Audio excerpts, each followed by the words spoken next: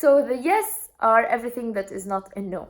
When it comes to carbs, you can go and eat quinoa, rice, corn, gluten-free oats, millet, buckwheat.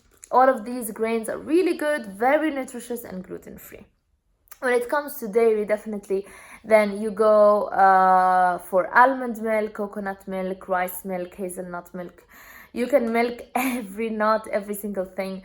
Someone said later we're gonna have spinach milk. Who knows? So don't worry, there are alternatives. When it comes to cheeses, it's tricky. You can find dairy-free cheese, but trust me, it's not gonna taste as good. So wait until you feel healed and you pick the right cheese for you, and I'll tell you which one.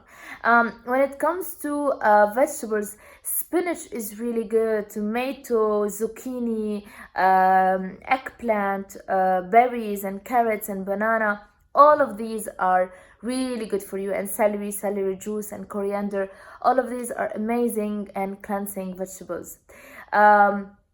When it comes now to things that are maybe not good for you, but you want to have them, then you can, but definitely not in the first 2 weeks. And I'll give you here some tips and tricks. Okay, so let's say you want to have wheat, you are out and you need to have bread. Try to pick the brown bread, okay? Because when it is whole grains, you are unlikely to experience fermentation.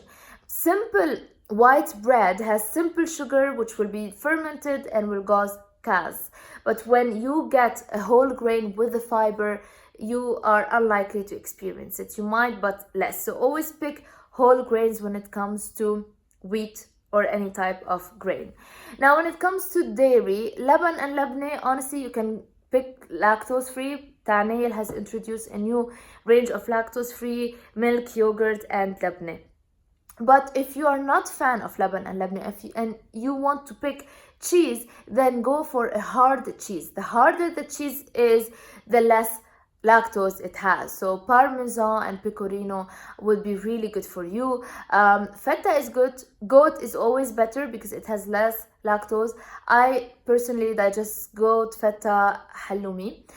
Heating dairy, so having kibib laban, heated yogurt, is not a good idea. Pizza even, not much.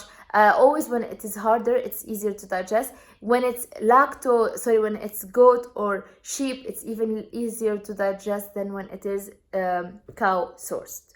Now, when it comes to legumes and pulses, so let's say you really love lentil and you want to have your lentil with beetroot or the way you like it, I suggest you sprout it. Check online how to sprout, meaning you soak them for so many days, this specific technique, until you see the sprout.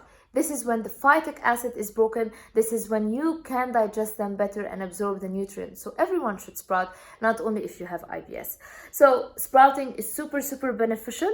Now, if you want to have chickpeas, for example, I find that pureeing the chickpeas, so having a hummus dip, 2-3 tablespoons, is gonna be better than having the balls, the whole grains chickpeas. Now, some vegetables you will have to peel them or take the stem out. So broccoli is better to just have the head without the stem. Cucumber, peel out the skin. Apple, same case. So these are some tricks to have the things that might irritate you, but you change the shape or change the way you consume them so that you don't feel irritated. So to sum it up, this is the yes, this is the no, and this is what you can have in between. Please check the FODMAP diet and how to sprout. And I really have to wrap up because 15 minutes, and I know it has been long, but this is a very intense and medical and good episode, and I hope you have taken a lot of notes.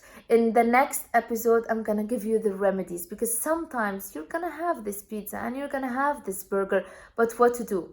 I've got you covered. Bye.